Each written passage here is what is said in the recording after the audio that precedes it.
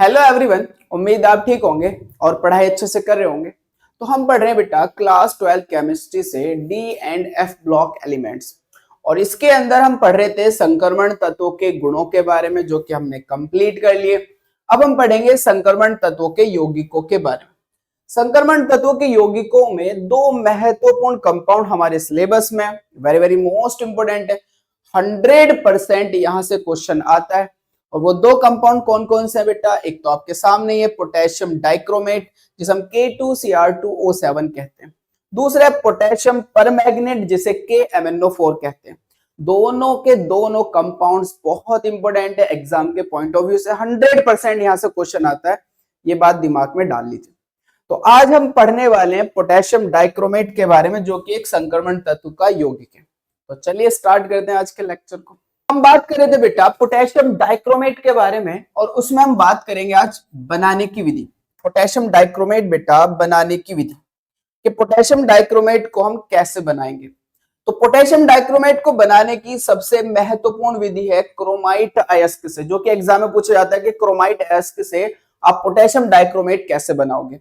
तो क्रोमाइट अयस्क से हम पोटेशियम डाइक्रोमेट कैसे बनाते हैं, ध्यान से सुनना बेटा। हमारे पास जो क्रोमाइट अयस्क है जिसका फॉर्मूला होता है FeCr2O4, इसको ऐसे भी लिख देते हैं बेटा FeO into CrO3।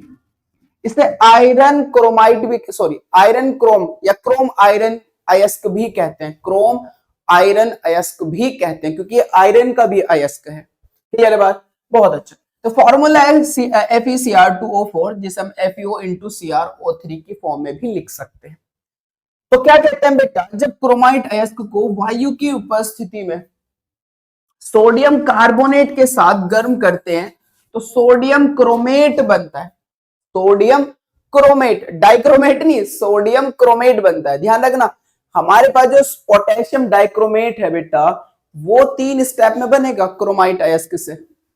पहले स्टेप में हमें क्या करनी है, क्रोमाइट अयस्क को वायु की उपस्थिति में सोडियम कार्बोनेट के साथ गर्म करना है और जिससे हमारा सोडियम क्रोमेट बनेगा। चेक करो बेटा, ध्यान सुनना।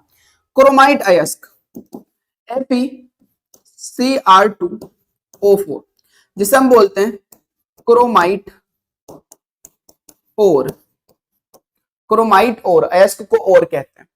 इसके अंदर मुझे प्रवाहित करनी है बेटा सोडियम कार्बोनेट Na2CO3।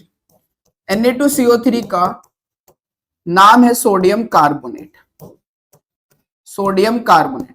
और इसके अंदर साथ मुझे वायु प्रवाहित करनी है क्योंकि वायु की उपस्थिति में गर्म करूंगा और मैं हीट कर रहा हूं। ध्यान से सुनने वाली बात यह है कि बेटा वायु की उपस्थिति में किसी भी पदार्थ का ऑक्सीकरण होता है, आप जानते हो। तो कहने का मतलब यह है कि ये जो ऑक्सीजन है और ये जो सोडियम कार्बोनेट का मिश्रण है वो क्रोमाइट अयस्क का क्या करा देगा, ऑक्सीकरण करा देगा। और जब किसी का ऑक्सीकरण होता है तो बेटा उसकी ऑक्सीकरण संख्या बढ़ती है। ये बात हमने सीखी थी तीसरे चैप्टर में वैद्युत रसायन में, ये बात हमने सीखी थी बहुत अच्छे से। तो अब सुनने वाली बात यह है कि हमारे पास बेटा यहां पर जो Fe है वो +2 में है और यहां पर जो क्रोमियम है वो +3 में है। क्रोमियम की ऑक्सीडेशन नंबर +3 है और आयरन की ऑक्सीडेशन नंबर +2 है। क्लियर है? अब सुनो, आयरन जो है Fe +2 ऑक्सीडेशन और +3 ऑक्सीडेशन रखता है। अब चूंकि यहां पर +2 में है तो इधर कहां जाएगा, +3 में जाएगा ऑक्सीडाइज होके। Cr जो है वो +3 में, Cr की जो होती है वो +2 से +6 की रेंज होती है, तो Cr +3 से कहां जाएगा, +6 में जाएगा। तो अब ध्यान सुनना बेटा, जब मैं क्रोमाइट और के अंदर सोडियम कार्बोनेट और ऑक्सीजन को प्रवाहित करता हूं या गर्म करता हूं इनके साथ या गलाता हूं इनको, तो फिर प्रोडक्शन किसका होता है, सोडियम क्रोमेट का। सोडियम क्रोमेट का फॉर्मूला है Na2CrO4, इसे बोलते हैं बेटा सोडियम क्रोमेट। सोडियम क्रोमेट, यहां पर जो क्रोमेट आयन है जिसे हम CrO4- लिख सकता हूं, ध्यान सुनना बेटा, माइनस CrO4- लिख सकता हूं क्योंकि एक Na पे एक प्लस होता है तो 2 Na पे 2 प्लस होगा, इसलिए CrO4 पे 2 माइनस आ जाएगा। ये हमारा होता है बेटा येलो कलर का क्रोमेट। जो आयन है वो कैसे कलर का होता है, येलो कलर का होता है बेटा। क्लियर है? दूसरा प्रोडक्ट हमारा क्या मिलेगा, आपको पता है कि Fe2 प्लस Fe3 प्लस में जाएगा, और जब ये ऑक्साइड से रिएक्शन करेगा तो ये फेरिक ऑक्साइड बनाएगा Fe2O3, जिसका नाम है बेटा फेरिक ऑक्साइड, जिसका नाम है फेरिक ऑक्साइड। तीसरी बात, सोडियम कार्बोनेट कार्बोनेट है, और कार्बोनेट को जब हम हीट करते हैं तो यहां से निकलती है CO2, कार्बन डाइऑक्साइड, CO2 निकलेगी। अब रिएक्शन को बैलेंस कर सकते हो, कैसे बैलेंस करोगे? बहुत आसान है बैलेंस करना, टेंशन नहीं लेनी बिल्कुल भी। बैलेंस करते हैं। बैलेंस करने के लिए आपको चेक करना है कि हमारे पास Fe यहां पर देखो बेटा, Fe यहां पर कितने हैं? 2, उधर Fe देखो 2, और इधर Fe कितना? 1, इसलिए मैं यहां पर 2 से गुना करूंगा। अब मैं इसके चार्ज को खत्म कर रहा हूं, वो पता चल गया होगा आपको। यहां Fe को बैलेंस करा मैंने, Fe 2 है तो इधर Fe 2 करने के लिए 2 से गुना करें। जब मैंने 2 से गुना करी तो Cr 2 दूनी 4 हो गए, तो Cr को 4 करने के लिए मुझे यहां पर 4 से गुना करनी पड़ेगी, Cr को 4 करने के लिए। जब मैंने 4 से गुना कर तो सोडियम 4 दूनी 8 हो गए, तो 8 सोडियम करने के लिए 4 से मुझे यहां गुना करनी पड़ेगी। अब जब मैंने 4 से यहां गुना करी तो कार्बन 4 हो गए, तो कार्बन को 4 करने के लिए मैं यहां 4 से गुना करूंगा। अब इधर सारी चीजें बैलेंस हो गई, तो ऑक्सीजन काउंट करो, 4 दूनी 8, 8 और 3 11, 4 चौक 16, 16 और 11 27। अब इधर ऑक्सीजन देखो बेटा, 4 दूनी 8, 4 तिया 12, 8 और 12 20, 27 करने के लिए मैं इधर क्या कर लूंगा? 7/2 से गुना करूंगा, 2 से 2 खत्म, 7 बच जाए। तो इधर भी ऑक्सीजन 27 हो गए, उधर भी ऑक्सीजन 27 हो गए। हमारी रिएक्शन क्या हो गई? बैलेंस हो गई। अभी हमने बनाना है सोडियम पोटेशियम डाइक्रोमेट, और अभी बना क्या हमारा? Sodium chromate. डाइक्रोमेट नहीं बना, क्रोमेट बना। तो इस सोडियम क्रोमेट को मैं छान लूंगा, फिल्टर कर लूंगा, और फिल्टर करने के बाद इसके अंदर मैं डालूंगा एसिड H2SO4। ध्यान से सुनो बेटा, आगे सुनो। मैं यहां लिख लूंगा सोडियम क्रोमेट को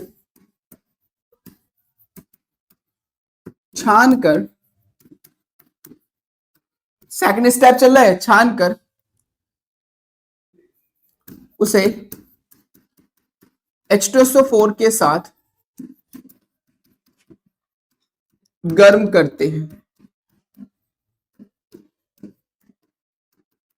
जिससे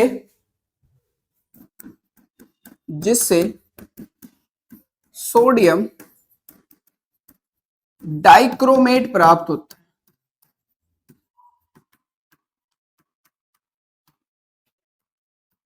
बेटा यहां ध्यान रखना एक बात कि क्रोमेट को डाइक्रोमेट में कन्वर्ट करने के लिए क्या डालते हैं? हम एसिड डालते हैं, यानी कि एसिडिक मीडियम में क्रोमेट जो है वो डाइक्रोमेट में कन्वर्ट हो जाता है। चलिए देखते हैं।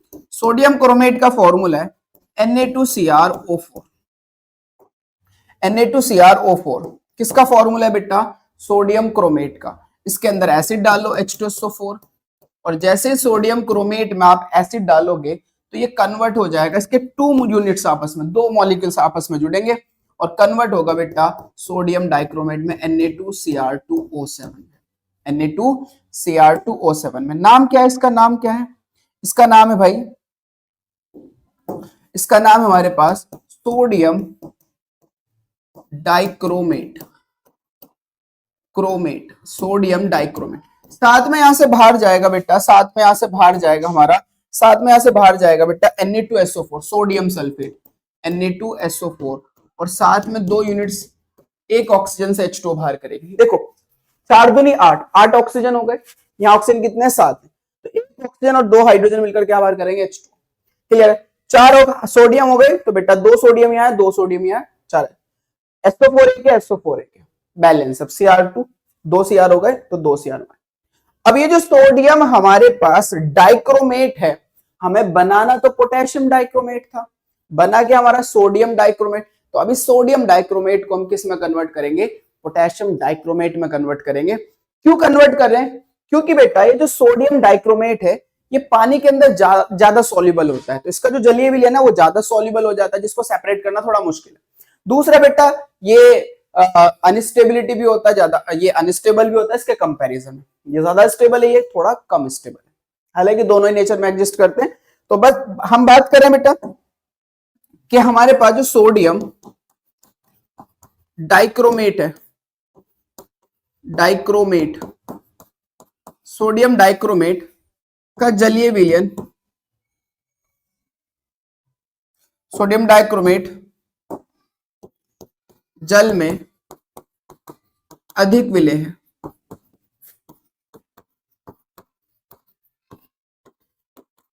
अधिक विलेय है। अतः इसकी क्रिया केसीएल से कराते हैं, क्योंकि एन हटाना है, के लगाना है, तो केसीएल से कराते हैं। केसीएल से कराने पर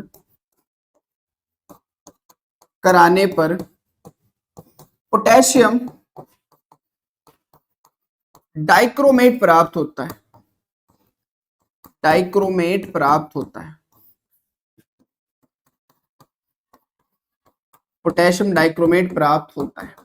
अब ध्यान से सुनने वाली बात यह है बेटा, अच्छे सुनना बेटा, कि जैसे मैं सोडियम डाइक्रोमेट के अंदर Na2Cr O4 sorry Na2Cr2O7 sodium dichromate के अंदर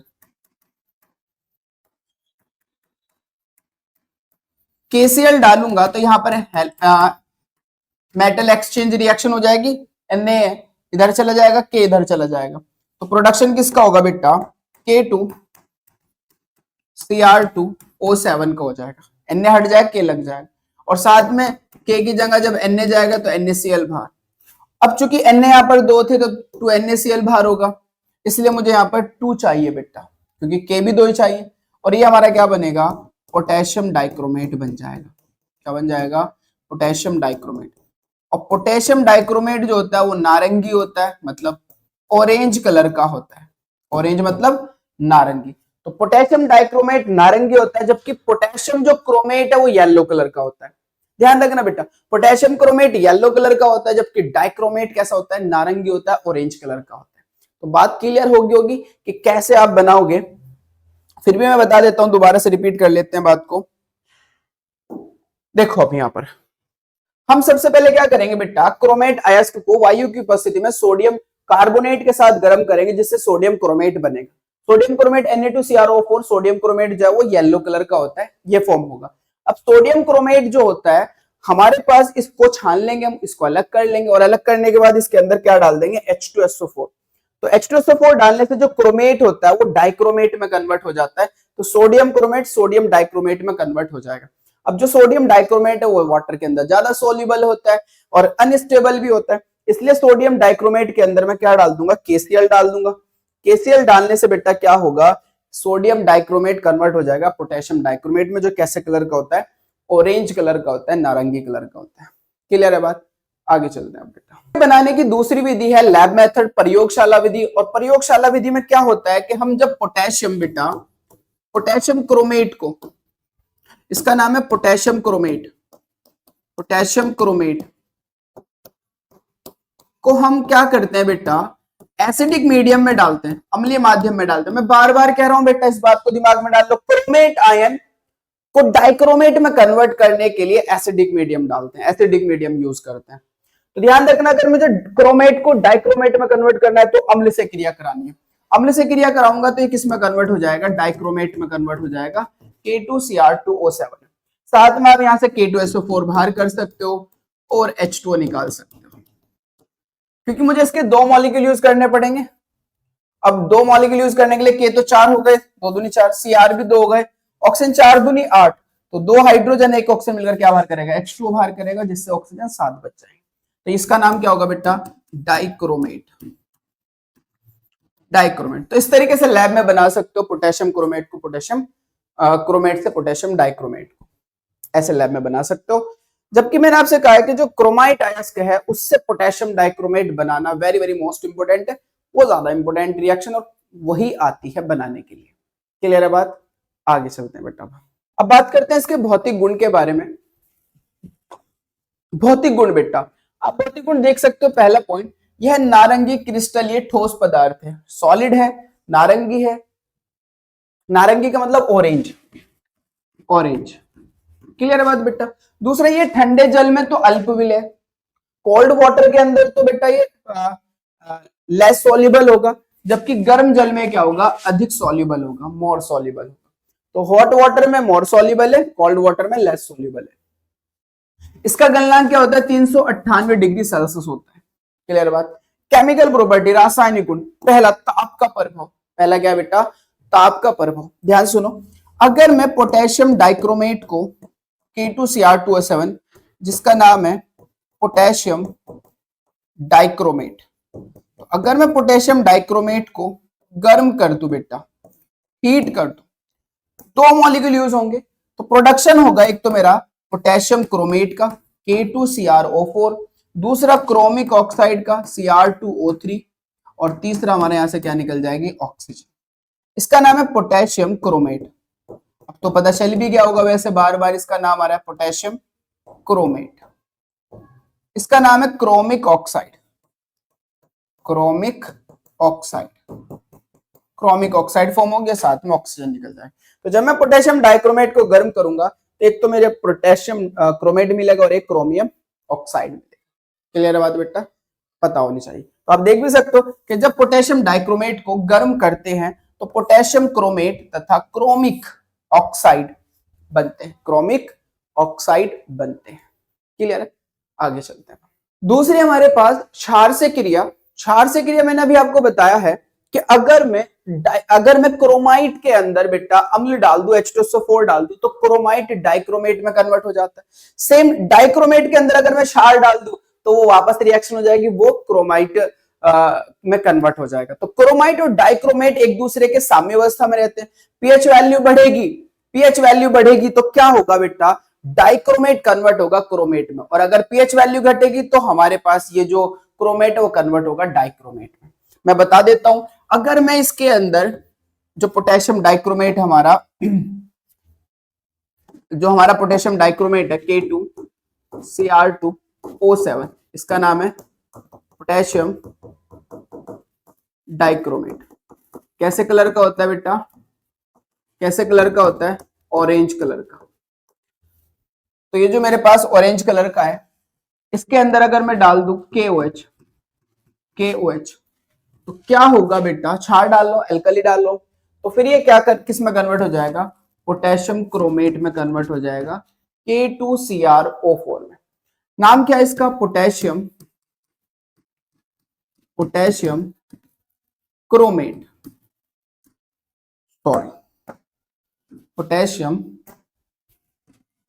क्रोमेट। और बेटा आपको पता होना चाहिए जो पोटेशियम क्रोमेट है ये कैसे कलर का होता है? येलो कलर का।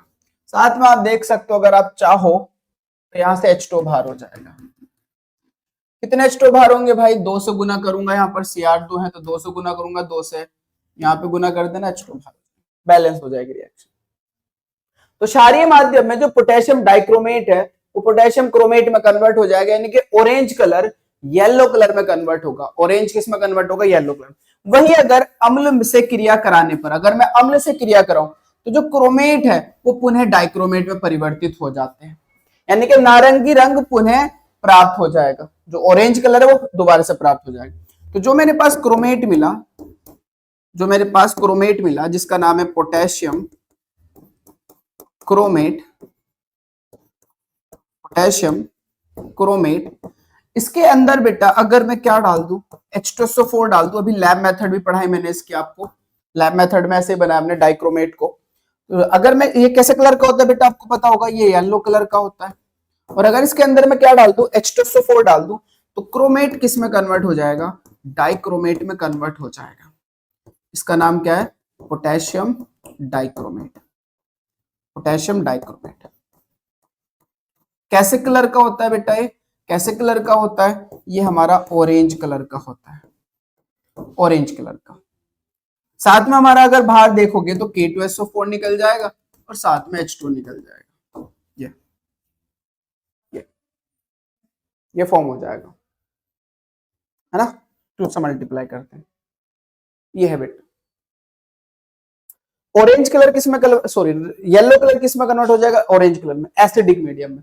और अगर बेसिक मीडियम है तो फिर कौन कन्वर्ट होगा? पोटेशियम डाइक्रोमेट किस में कन्वर्ट होगा? पोटेशियम क्रोमेट में। यानी कि दोनों इक्विलिब्रियम में रहते हैं। मैं यही बता देता हूं, ये दोनों एक दूसरे इक्विलिब्रियम में रहते हैं। अगर मेरे पास K2Cr2O7 है तो ये होता है भाई ऑरेंज कलर का, लिख लेना इससे आगे, जो अभी रिएक्शन कराई, ऑरेंज कलर का कन्वर्ट होगा K2CrO4 में। ये कैसे कलर का होता है? येलो कलर का।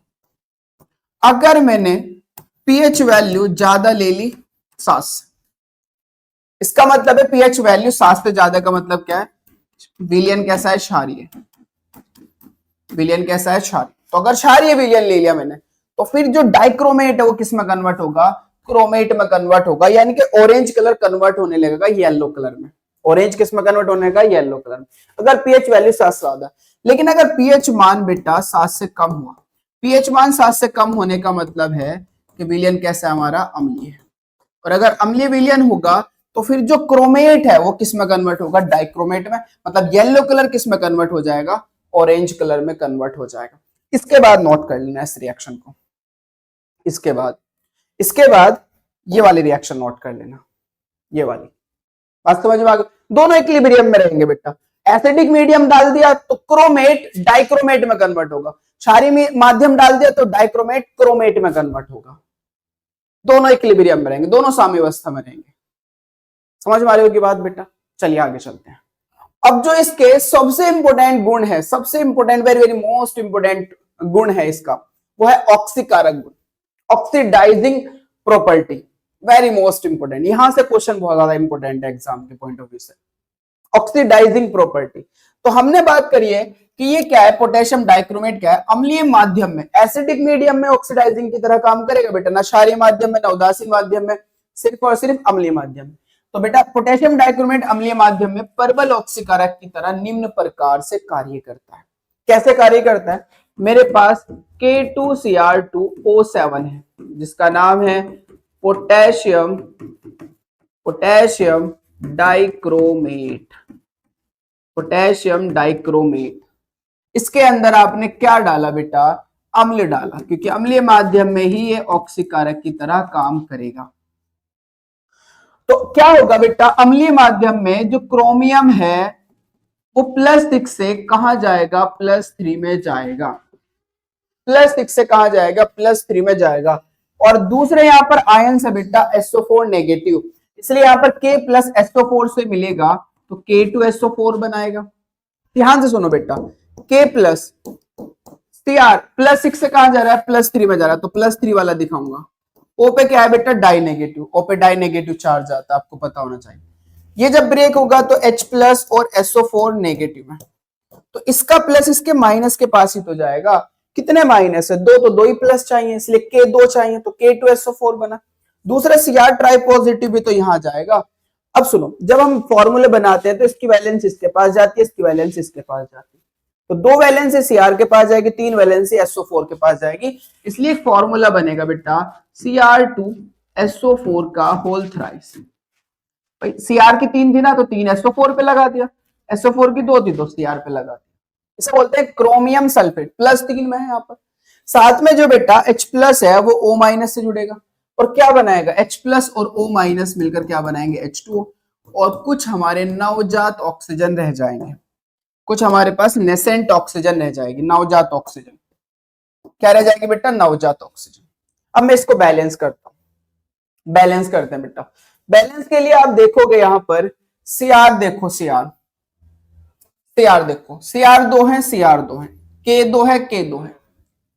SO4 देखो, 3 SO4 यहां है और 1 SO4 यहां है, 3 यहां और 1 यहां, 4 है तो 4 से गुना कर दो। हाइड्रोजन 4 दूनी 8, हाइड्रोजन को बैलेंस करने के लिए 4 से गुना यहां कर दो, 4H2। अब ध्यान सुनो बेटा, ऑक्सीजन कितने हैं? 7। ये तो SO4 के हैं, ये भी SO4 के हैं, ये भी SO4 के हैं, तो इन्हें तो मैं इंक्लूड नहीं करूंगा, इन्हें 7। SO4 को छोड़ो तो 4 हाइड्रोजन, 4 ऑक्सीजन यहाँ है, 3 बचे बेटा, 3 से मल्टीप्लाई कर दो, नवजात ऑक्सीजन हमारे 3 मिलेंगे। इसका नाम है पोटेशियम सल्फेट, इसका नाम है क्रोमियम सल्फेट, क्रोमियम सल्फेट। ये हमारे पास इस तरीके से ये क्या करेगा? ऑक्सीकारक की तरह काम करेगा, क्योंकि नवजात ऑक्सीजन दे रहा है इसलिए सामने वाले को ऑक्सीडाइज कर देगा। तो इसकी एक जनरल रिएक्शन है ऑक्सीडाइजिंग की, या तो आप इसे याद करोगे या इसकी आयनिक फॉर्म को याद करोगे, और मैं भी आयनिक फॉर्म ही लूंगा रिएक्शंस के अंदर। तो ionic form very very most important है, उस पर ध्यान देना है। आयनिक फॉर्म कैसे बनाएंगे बेटा? आयनिक फॉर्म कैसे बनाएंगे? K2Cr2O7 में जब आयनिक फॉर्म में जाएगा तो K प्लस अलग होगा, Cr2O7 अलग होगा। कितने K मिलेंगे आपको? 2K प्लस, तो इसलिए माइनस कितना होगा? 2 माइनस होगा। तो K प्लस को हटाओ, यहां से SO4 माइनस को हटाओ, या फिलहाल अभी ऐसे कर लेते हैं हम कि हमारे पास Cr2O7 minus minus K plus हटाते हैं और कन्वर्ट हो रहा है अम्लीय माध्यम में Cr ट्राई पॉजिटिव में। चेक करो, Cr2O7 माइनस माइनस किस में कन्वर्ट हो रहा है? Cr ट्राई पॉजिटिव में। बात समझ में आ रही है आपको? अब थोड़ा फील करो बेटा। फील करने वाली बात यह है कि इधर Cr कितने में परमाणुओं की संख्या बैलेंस करूंगा। तो क्लास 11th में आपने समीकरण संतुलित करनी सीखी होगी। हाँ, तो यहाँ Cr कितने बेटा? 2 है, और यहाँ Cr कितना? 1 है। Cr को संतुलित करने के लिए मुझे इधर 2 से गुना करनी पड़ेगी, इधर भी 2 हो गए, इधर भी 2 हो गए। अब आप मुझे बताइए, इधर ऑक्सीजन 7 है और इधर तो एक भी ऑक्सीजन नहीं है। इधर ऑक्सीजन कितने बेटा? 7, और इधर एक भी नहीं है। तो ऑक्सीजन को संतुलित करने के लिए हम जोड़ते हैं H2O। क्या जोड़ते हैं? H2O। और उतने ही H2O के मॉलिक्यूल जोड़ता हूं जितने ऑक्सीजन परमाणु होते हैं। कितना ऑक्सीजन है? 7, तो दूसरी तरफ में 7 H2O जोड़ दो। भाई ऑक्सीजन को संतुलित करने के लिए H2O जोड़ेंगे। कितने H2O जोड़ेंगे? जितने ऑक्सीजन परमाणु है। 7 ऑक्सीजन है इसलिए 7 H2O। अब मैं हाइड्रोजन आ गए, हाइड्रोजन कितना आ गए? 7 दूनी 14, 14 हाइड्रोजन। भाई हाइड्रोजन को बैलेंस करने के लिए हम जोड़ते क्या है? H plus. तो अब मैं हाइड्रोजन को संतुलित करने के लिए इसमें H प्लस जोड़ूंगा। कितने H प्लस जोड़ूंगा? क्योंकि 14 हाइड्रोजन है इसलिए 14 H प्लस, इसलिए 14 H। अब लास्ट में हम बैलेंस करते हैं बेटा आवेश को। लास्ट में किसको बैलेंस करते हैं हम? आवेश को। अब आवेश ध्यान से देखो, -1 -1 -2, 1 H पे 1 प्लस, तो 2 H पे बेटा, सॉरी 14 H पे 14 प्लस, तो -2 प्लस 14 फाइनली कितना बचा? +12।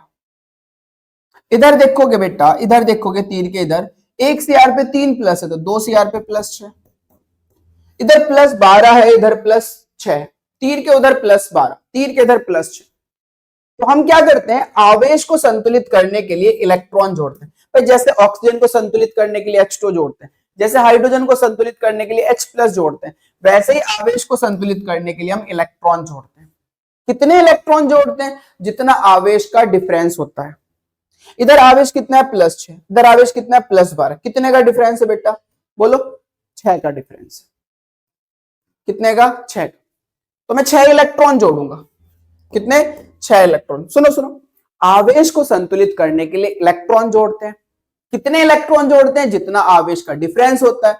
कितने का डिफरेंस है भाई? इधर +12, इधर +6 है, तो 6 का डिफरेंस है, 6 इलेक्ट्रॉन जोड़ूंगा। किधर जोड़ूंगा 6 इलेक्ट्रॉन? जिधर आवेश ज्यादा होगा उधर इलेक्ट्रॉन जोड़ेंगे। आवेश ज्यादा किधर है बेटा? इधर +12 है, इधर +6 है, तो उधर ही तो ज्यादा है, इसलिए 6 इलेक्ट्रॉन उधर जोड़ूंगा। तो ये बात समझ में आ गई होगी आपको कि हम आवेश को संतुलित करने के लिए इलेक्ट्रॉन जोड़ते हैं। कितने इलेक्ट्रॉन जोड़ते हैं? जितना आवेश का डिफरेंस होता है। 6 का डिफरेंस है, 6 इलेक्ट्रॉन जोड़ूंगा। किधर जोड़ूंगा? जिधर प्लस ज्यादा होगा। क्योंकि इधर प्लस ज्यादा है तो इधर हमने 6 इलेक्ट्रॉन जोड़ दिए। ये इसकी आयनिक फॉर्म है बेटा, ये इसकी आयनिक फॉर्म। आयनिक फॉर्म वाली रिएक्शन याद रखनी है बेटा, आयनिक फॉर्म वाली रिएक्शन याद रखनी है। मैं इसे यूज करूंगा, आप इसे भी यूज कर सकते हो। बैलेंस करना रिएक्शन को इसे यूज करके एक अद्धी में इससे करा दूंगा, पहली से करा दूंगा, पहली से करा दूंगा और इससे भी करा दूंगा, दोनों करा दूंगा। दोनों ले लेंगे, इससे भी ले लेंगे, इससे भी ले लेंगे, लेकिन मैं फिर सारी इसी से लूंगा। क्लियर बात? समझ में आ गई होगी बात आपको। अब एक और बात हमें पता होनी चाहिए कि ये ऑक्सीकारक तो है, ऑक्सीकरण तो कराता है, बट हमें यह भी पता होना चाहिए कि किस किस का ऑक्सीकरण होगा और किसके ऑक्सीकरण पे क्या प्राप्त होगा। किसके ऑक्सीकरण पे क्या प्राप्त होगा, तो उस पे चलते हैं, समझते हैं। अब इसको ध्यान से सुनना बेटा। पहला पॉइंट नोट में लिख लेना, इसको कहीं पर अच्छे से काम आएगा। अगर बेटा मेरे पास कार्बन है, अगर क्या है? कार्बन है, तो याद रखना अगर कार्बन का ऑक्सीकरण होगा, भाई ऑक्सीजन जुड़ेगी, नवजात ऑक्सीजन जो आपने देखी, तो कार्बन के ऑक्सीकरण पर हमें मिलेगी बेटा CO2। अगर कार्बन का ऑक्सीकरण होगा तो फिर कार्बन के ऑक्सीकरण पे हमें क्या मिलने वाला है? CO2 मिलने वाला है। दूसरा पॉइंट बेटा, दूसरा पॉइंट, सभी सल्फाइड जितने भी सल्फाइड हैं, सल्फाइड के ऑक्सीकरण पर सल्फेट बनता है। क्या बनता है बेटा? सल्फेट। सल्फेट मतलब SO4 डाई नेगेटिव बनता है। सभी सल्फाइड के ऑक्सीकरण पे क्या मिलेगा? सल्फेट मिलेगा। मान लीजिए मेरे पास लेड सल्फाइड है तो इसके ऑक्सीकरण पे लेड सल्फेट मिलेगा। मान लीजिए मेरे पास बेटा कोई भी सल्फाइड है, सल्फर डाइऑक्साइड है तो इसको ऑक्सीकरण पे सल्फेट मिलेगा, SO4 डाई नेगेटिव सल्फेट। मेरे पास सल्फर ट्राइऑक्साइड है, ये सल्फाइड आयन है बेटा, सल्फाइड आयन है, SO3 माइनस माइनस, तो इसके ऑक्सीकरण पे भी क्या मिलेगा? सल्फेट मिलेगा। मेरे पास थायोसल्फेट है, S2O3 माइनस माइनस, थायोसल्फेट है, SO3 माइनस माइनस, तो इसके ऑक्सीकरण पे भी हमें क्या मिलेगा? सल्फेट मिलेगा। सिर्फ एक को छोड़कर, सिर्फ और सिर्फ एक को छोड़कर। वो किसे छोड़कर? मोस्ट इंपोर्टेंट बात है, एक को छोड़कर, हाइड्रोजन सल्फाइड को छोड़कर। क्या नाम है बेटा इसका? Hydrogen sulphide. Hydrogen sulphide. Hydrogen sulphide के ऑक्सीकरण पर भाई हमें प्राप्त होगी सल्फर। हाइड्रोजन सल्फाइड के ऑक्सीकरण पे क्या मिलेगी? सल्फर। जितने भी सल्फाइड हैं, जितने भी सल्फाइड हैं, सबके ऑक्सीकरण पर सल्फेट मिलेगा, लेकिन हाइड्रोजन सल्फाइड के ऑक्सीकरण पर हमेशा क्या मिलेगी? सल्फर मिलेगी। यहां सल्फाइड आपको पता होना चाहिए -2 में है और यहां सल्फर 0 में है। चार्ज पता होना चाहिए भाई, यहां सल्फर -2 में है, यहां सल्फर +6 में है। चार्ज पता होना चाहिए भाई, सल्फाइड का चार्ज पता हो। खासकर मैं इसको क्या लिखूंगा? आयनिक फॉर्म में जब लिखूंगा तो S माइनस माइनस लिखूंगा, आयनिक फॉर्म में। आयनिक फॉर्म में जब लिखूंगा तो S माइनस माइनस, और ये ऑक्सीडाइज किस में होगा? S में हो जाएगा। क्लियर है बात बेटा? सुनते रहो। अभी तीसरा पॉइंट बेटा, तीसरा पॉइंट, अगर मेरे पास सोडियम नाइट्राइट है, सोडियम नाइट्राइट, सोडियम नाइट्राइट, जब मैं इसको आयनिक फॉर्म में लिखूंगा तो Na पे प्लस हटा दोगे, NO2 माइनस बचेगा, और ये ऑक्सीडाइज होके किस में कन्वर्ट होगा? सोडियम नाइट्रेट में कन्वर्ट होगा। Na प्लस हटाओ तो क्या मिलेगा?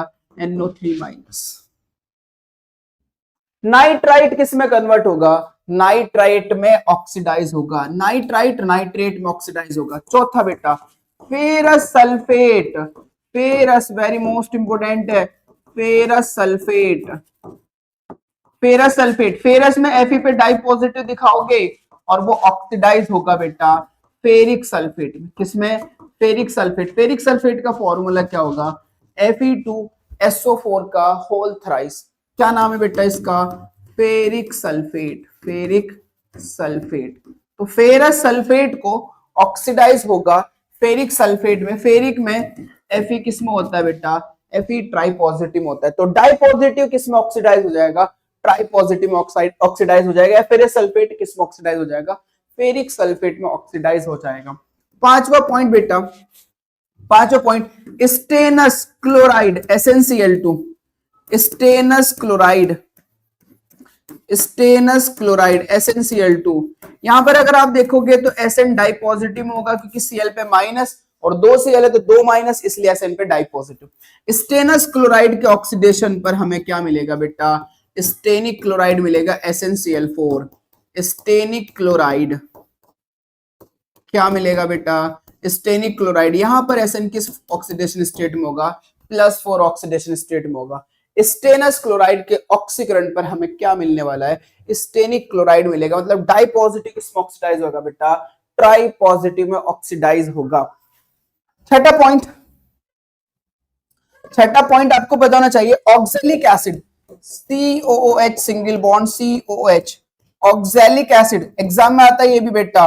ऑक्सैलिक एसिड जिसे मैं आयनिक फॉर्म में लिखूंगा C2O4 माइनस माइनस, क्योंकि एसिड है ना तो H+ रिलीज करेगा, यहां से भी H+ O पे माइनस, यहां भी H+ O पे माइनस, तो C2O4 माइनस माइनस बचेगा। C2O4 माइनस माइनस के ऑक्सीकरण पर हमें क्या मिलेगी बेटा? कार्बन डाइऑक्साइड मिलेगी। यानी कि ऑक्सैलिक एसिड के ऑक्सीडेशन पे हमें क्या मिलने वाला है? CO2। CO2 ऑक्सैलिक एसिड के ऑक्सीडेशन पे क्या मिलेगा? CO2 मिलेगा। क्लियर है बात बेटा? एक रह गया हमारे पास सातवां, hydrogen halide. Hydrogen halide, hydrogen halide जैसे HCl, HBr, HI, HF वगैरह, इन सब के ऑक्सीडेशन पर हैलोजन मिलती है। क्या मिलती है बेटा? हेलोजन। हेलोजन मतलब अगर HCl का ऑक्सीडेशन होगा तो क्लोरीन मिलेगी, HBr का होगा तो ब्रोमीन मिलेगी, HI का होगा तो बेटा आयोडीन मिलेगी, और अगर HF का होगा तो फ्लोरीन मिलेगी।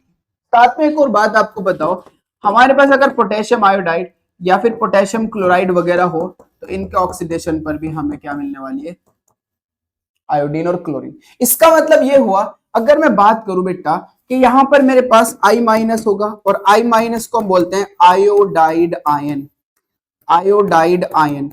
तो इसका मतलब आयोडाइड आयन किस में ऑक्सीडाइज होगा, आयोडीन के अंदर। ऐसे क्लोराइड आयन किस में ऑक्सीडाइज होगा, क्लोरीन के अंदर। तो ये कुछ ऐसे पॉइंट्स हैं जो आपको पता होने चाहिए आज के लेक्चर में भी, और जब हम पोटेशियम परमैंगनेट पढ़ेंगे तो वहां पे भी बहुत काम आएगा। तो ये पता होना चाहिए कि किसके ऑक्सीडेशन पर क्या बनेगा, कार्बन के ऑक्सीडेशन पर कार्बन डाइऑक्साइड। सारे सल्फाइड सल्फाइड सल्फेट में ऑक्सीडाइज होंगे, सिर्फ एक को छोड़कर, हाइड्रोजन सल्फाइड को छोड़कर, ये सल्फर में ऑक्सीडाइज होगा। और देखो बेटा नाइट्राइट नाइट्रेट में ऑक्सीडाइज होगा, किसमें बेटा, नाइट्रेट में, सोडियम नाइट्रेट। जो नाइट्राइट होता है वो नाइट्रेट में ऑक्सीडाइज होगा, जो फेरस सल्फेट है वो फेरिक सल्फेट में ऑक्सीडाइज होगा, मतलब +2 +3 में ऑक्सीडाइज होगा। स्टेनस +2 +4 में ऑक्सीडाइज होगा, स्टेनस क्लोराइड स्टेनिक क्लोराइड में ऑक्सीडाइज होगा। ऑक्सैलिक एसिड कार्बन डाइऑक्साइड में ऑक्सीडाइज होगा, CO2 में ऑक्सीडाइज होगा। और बेटा जितने भी हेलोजन हैलाइड है वो हेलोजन में ऑक्सीडाइज होते हैं, मतलब HCl क्लोरीन में, HBr ब्रोमीन में, HI आयोडीन में, HF क्लोरीन। मतलब मैं कह सकता हूं कि जो हैलाइड आयन है वो ऑक्सीडाइज होते हैं हेलोजन में, जो हैलाइड आयन है वो ऑक्सीडाइज होते हैं हेलोजन के अंदर। तो अब ये बात आपको पता चल गई होगी कि किसके ऑक्सीडेशन पर क्या प्राप्त होता है। तो अब चीजें बहुत आसान है, आगे चलते हैं बेटा। पहला पहला देखिए बेटा, इसका ऑक्सीकारक प्रॉपर्टी में पहला पॉइंट, यह आयोडाइड को आयोडीन में ऑक्सीकृत कर देता है, यह आयोडाइड को आयोडीन में ऑक्सीकृत कर देता है। तो मुझे क्या करना है, इसकी ऑक्सीडेशन दिखानी और रिएक्शन लिखनी है, तो मैं कॉमन रिएक्शन लिखूंगा इसकी आयनिक फॉर्म वाली। ध्यान सुनना बेटा, आयनिक फॉर्म वाली रिएक्शन क्या आती, Cr2O7 minus minus plus 14H plus plus हमारे पास 6 इलेक्ट्रॉन थे, तीर का निशान इधर था मेरा पास, 2Cr try positive plus 7H2, ये थी हमारे पास, देख सकते हो बैक करके रिएक्शन को। अब मैं कह रहा हूं कि ये जो आयोडाइड है I माइनस है, ये ऑक्सीडाइज कर रहा है आयोडीन में, आयोडाइड को आयोडीन में ऑक्सीडाइज कर देगा। पता होना चाहिए, अभी समझाया मैंने, आयोडाइड किस में ऑक्सीडाइज होगा, आयोडीन में ऑक्सीडाइज होगा। तो आयोडाइड ऑक्सीडाइज हो गया आयोडीन में। अब चेक करो बेटा, चेक करो, यहां पर I1 है और यहां पर I2 है, इसलिए मैं इससे 2 से गुना करूंगा। जब मैं इसमें 2 से गुना करूंगा तो I तो बैलेंस हो गया, अब रह गया आवेश, चार्ज। चेक करो बेटा, एक I पे एक माइनस, तो 2I पे 2 माइनस, उधर चार्ज कितना है, 0 है। अब मैंने कहा था जितना डिफरेंस होगा, प्लस माइनस नहीं देखना, बस डिफरेंस देखना, उतने इलेक्ट्रॉन जोड़ते हैं आवेश को संतुलित करने के लिए। भाई 2 इलेक्ट्रॉन जोड़ूंगा, किधर जोड़ूंगा, जिधर आवेश ज्यादा है। बताओ -2 बड़ी वैल्यू या 0 बड़ी वैल्यू, जाहिर सी बात है 0 बड़ी वैल्यू, माइनस का मतलब तो 0 से भी कम चला गया, तो ये बड़ी वैल्यू, इसका मतलब इधर इलेक्ट्रॉन जोड़ूंगा, तो 2 इलेक्ट्रॉन इधर जोड़ दीजिए। अब मैं इस रिएक्शन को जोड़ने वाला हूं, लेकिन जब मैं रिएक्शन जोड़ूंगा तो पहले इलेक्ट्रॉन को बैलेंस करूंगा। ऊपर कितने इलेक्ट्रॉन है बेटा, 6, तो मुझे नीचे भी 6 इलेक्ट्रॉन करने हैं। तो मैं क्या करूंगा, या तो बैलेंस हो जाए तो अच्छी बात है, नहीं बैलेंस हो रहे तो क्रॉस मल्टीप्लाई कर देंगे।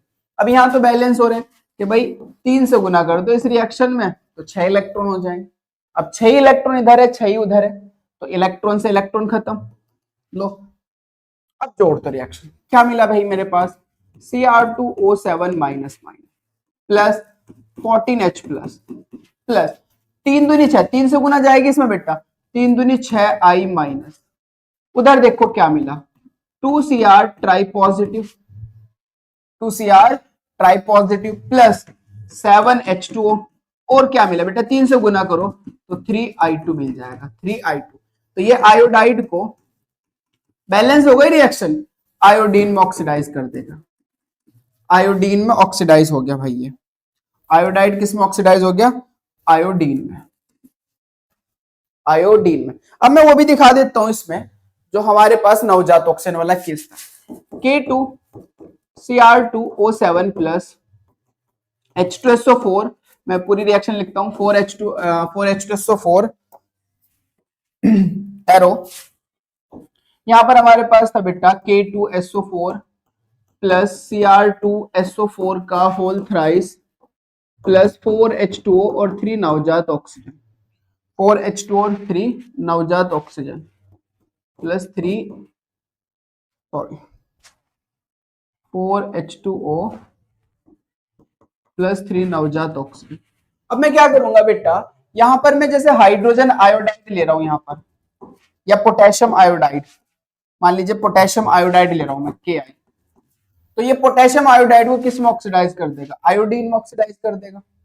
तो मुझे यहाँ पर सॉरी H2O दिखा दो, चलो H2। अब ये पोटेशियम ऑक्सीडाइज दिखाना है ना, तो ये जो नवजात ऑक्सीजन है, मैं क्या कर रहा हूं भाई, सॉरी, ध्यान से देखो बेटा, ध्यान से देखो, मैं कह रहा हूं कि मेरे पास जो हाइड्रोजन आयोडाइड है, जिसमें मैं आयोडाइड बोल रहा हूं, हाइड्रोजन आयोडाइड, अब तो आयनिक फॉर्म में नहीं लिख रहा ना मैं, अब तो HI लिखूंगा। ये ऑक्सीडाइज करेगा, और ऑक्सीडाइज कौन करेगा, नवजात ऑक्सीजन, नवजात ऑक्सीजन जोड़ो यहाँ, और ये इसे ऑक्सीडाइज कर देगा किसके अंदर, आयोडीन के अंदर। साथ में हाइड्रोजन और ऑक्सीजन मिलकर क्या बाहर करेंगे, H2O। अब यहां मुझे बताओ आई कितने हैं, 2, तो इधर भी आई 2 होने चाहिए, 2 आई बैलेंस हो गया, इधर भी 2 आई, इधर भी 2 आई बैलेंस है, इधर भी 2 हाइड्रोजन, इधर भी 2 हाइड्रोजन, इधर एक ऑक्सीजन, उधर भी एक ऑक्सीजन, बैलेंस है। अब मैं क्या करूंगा बेटा, अब क्या होगा हमारा, अभी होगा कुछ ऐसा कि हमारे पास नवजात ऑक्सीजन ऊपर कितने हैं, 3, इधर भी मुझे नवजात ऑक्सीजन 3 करने, जैसे हम इलेक्ट्रॉन बैलेंस करते हैं ऐसे यहाँ नवजात ऑक्सीजन बैलेंस करते हैं। तो मुझे 3 नवजात ऑक्सीजन करने के लिए इस रिएक्शन के अंदर 3 से गुना करनी पड़ेगी, और जब मैं इसमें 3 से गुना करूंगा तो 3 नवजात ऑक्सीजन इधर है, 3 ही नवजात ऑक्सीजन उधर है, इससे ये खत्म हो जाएगा और रिएक्शन जोड़ दूंगा, तो यहाँ क्या मिलेगा, K2Cr2O7 plus 14 sorry 4H2SO4 4H2SO4 plus 3 से गुना करो तो 6HI, इधर क्या मिलेगा बेटा में, K2SO4 प्लस Cr2SO4 का होल थ्राइस प्लस 4H2O, और बेटा यहाँ 3 से गुना करो तो प्लस 3I2। तो ये देखो यहाँ पर हाइड्रोजन आयोडाइड को इसने किस में ऑक्सीडाइज कर दिया, हाइड्रोजन आयोडाइड को किस में ऑक्सीडाइज कर दिया बेटा, आयोडीन में। तो ये देख सकते हो आप, चाहे ऊपर वाली रिएक्शन लो चाहे नीचे वाली, आप देख भी सकते हो, दोनों में आपको सेम दिख जाएगा। यहां मेरे पास 6HI है, 6HI है, देखो 6HI है, H प्लस हटा दो तो 6I माइनस बचेगा, यहां पर मेरे पास 3I2 है, आप देख सकते हो यहां पर भी हमारा 3I2 ही है, ये 3I2 ही है, 3I2 है यहाँ पर, तो सेम है, आप देख सकते हो, दिक्कत नहीं होनी चाहिए इस चीज के अंदर, दिक्कत बिल्कुल भी नहीं होनी चाहिए। समझ में आ गई होगी बात, अब आपको आगे बढ़ते हैं। तो अब यहां देखो, ये फेरस सल्फेट को फेरिक सल्फेट में ऑक्सीडाइज कर देता है। मैंने आपको बताया था जो फेरस सल्फेट है उसे ऑक्सीडाइज किस में करेगा बेटा, फेरिक सल्फेट में ऑक्सीडाइज करेगा, यानी कि फेरस किस में कन्वर्ट होगा, फेरिक में कन्वर्ट होगा। तो सेम बिल्कुल सेम रिएक्शन देख सकते हो यहां पर,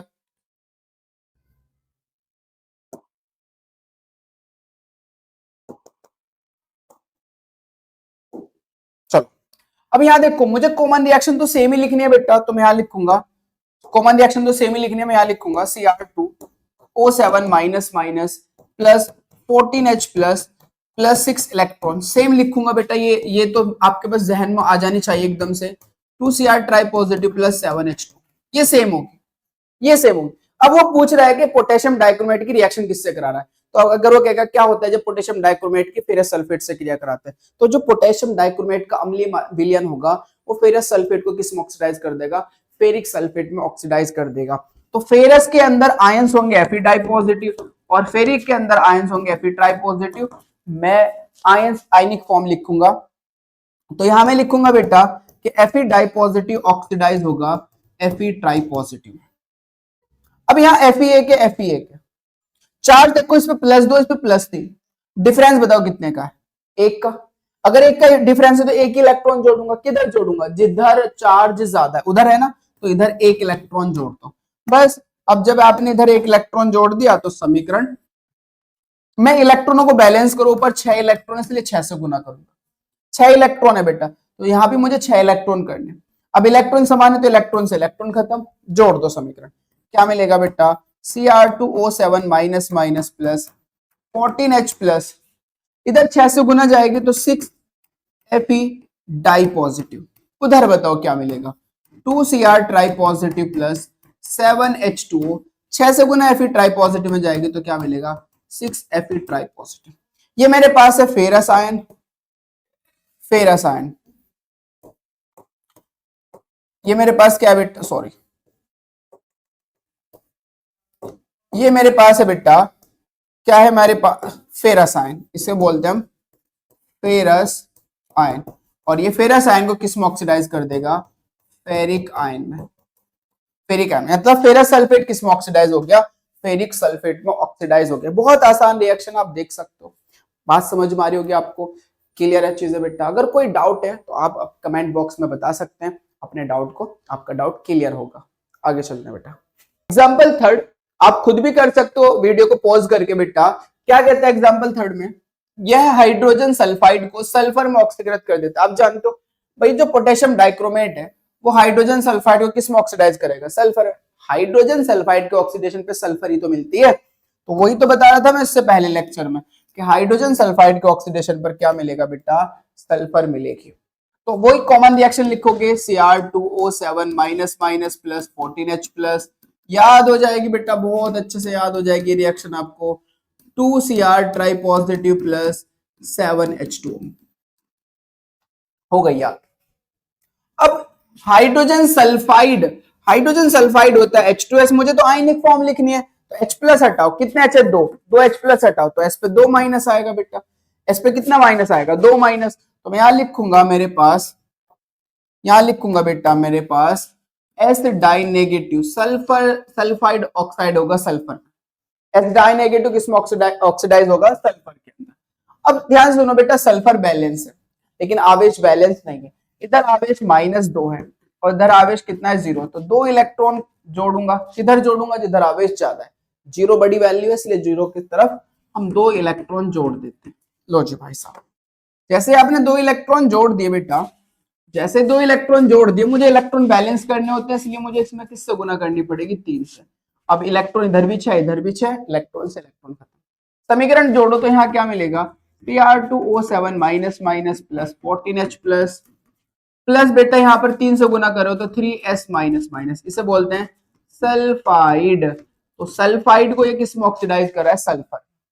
साथ में हमें क्या मिलेगा 2Cr try positive plus 7H2O और प्लस 3S, किस में ऑक्सीडाइज कर रहा है बेटा, सल्फर में। तो ये सल्फाइड को किस में ऑक्सीडाइज कर देगा, सल्फर में ऑक्सीडाइज कर देगा। समझ में आ रही होगी बात और क्लियर हो रही होगी सारी बात आपको, बहुत आसान है बेटा। यहाँ देखो 6.4 पॉइंट, स्टेनस क्लोराइड, आपको बताया ना स्टेनस Sn डाई पॉजिटिव किस में ऑक्सीडाइज होता है, स्टेनिक में, Sn4 पॉजिटिव में। भाई SnCl2 किस में ऑक्सीडाइज होता है बेटा, SnCl4 में तो होता है, तो Cn di positive, Cl4 4 positive, Sn4 positive. तो स्टेनस क्लोराइड स्टेनिक क्लोराइड में ऑक्सीकृत कर देता है, स्टेनस क्लोराइड को स्टेनिक क्लोराइड में क्या कर देता है, ऑक्सीकृत कर देता है। और मैं जब लिखूंगा इसकी कौन सी फॉर्म लिखूंगा, आयनिक फॉर्म। बहुत आसान है, आप देख सकते हो। आप देखो बेटा यहां पर Cr2O7 minus minus plus 14H plus plus 6 electron, अब याद भी हो गई आपको ये reaction, 2Cr try positive plus 7H2। बेटा खुद एग्जाम्पल करने की कोशिश करो, ज्यादा बेहतर रहेगा, फिर मैच कर लो सही है नहीं है, समझ में आ रही है बात। चलिए देखते हैं बेटा, अब स्टेनस है मेरे पास Sn डाई पॉजिटिव, और ये स्टेनस को किस में ऑक्सीडाइज करेगा, स्टेनिक में, Sn4 पॉजिटिव। एक Sn एक Sn बैलेंस है, चार्ज बैलेंस नहीं, इधर +2 इधर +4, बताओ कितने का डिफरेंस है, +2 से +4 में डिफरेंस बताओ, +2 का, 2 का डिफरेंस है तो 2 इलेक्ट्रॉन जोड़ूंगा, किधर जिधर आवेश ज्यादा है, किधर है बेटा, उधर है, तो इधर 2 इलेक्ट्रॉन जोड़ दो। अब इलेक्ट्रॉन को बैलेंस करने के लिए मुझे क्या करना होगा, 3 से गुना करनी होगी, क्योंकि 6 इलेक्ट्रॉन है ना, तो 6 करने के लिए 2 में 3 से गुना कर दो, 6 इलेक्ट्रॉन हो जाएंगे। 6 इलेक्ट्रॉन होंगे तो इलेक्ट्रॉन से इलेक्ट्रॉन खत्म, इलेक्ट्रॉन से इलेक्ट्रॉन खत्म, इलेक्ट्रॉन से इलेक्ट्रॉन खत्म। क्या मिला मुझे यहां पर देखो, Cr2O7 minus minus plus 14H plus 3 से गुना करा तो यहां पर मुझे मिला 3SN डाइपॉजिटिव, 3SN डाइपॉजिटिव, जिसे बोलते हैं बेटा स्टेनस आयन। आयन है ना, स्टेनस आयन। ऑक्सीडाइज होगा किसके अंदर बेटा, बताओ किसके अंदर, स्टेनिक के अंदर, SN4 पॉजिटिव के अंदर। तो क्या मिला तीर के इधर, Cr try positive plus 7H2O, और यहां पर मुझे 3SN4 पॉजिटिव मिला, जिसे हम क्या बोलेंगे, स्टेनिक आयन, स्टेनिक आयन। तो ये स्टेनस को स्टेनिक में ऑक्सीडाइज कर देता है, मतलब स्टेनस क्लोराइड को स्टेनिक क्लोराइड में ऑक्सीडाइज कर देता है।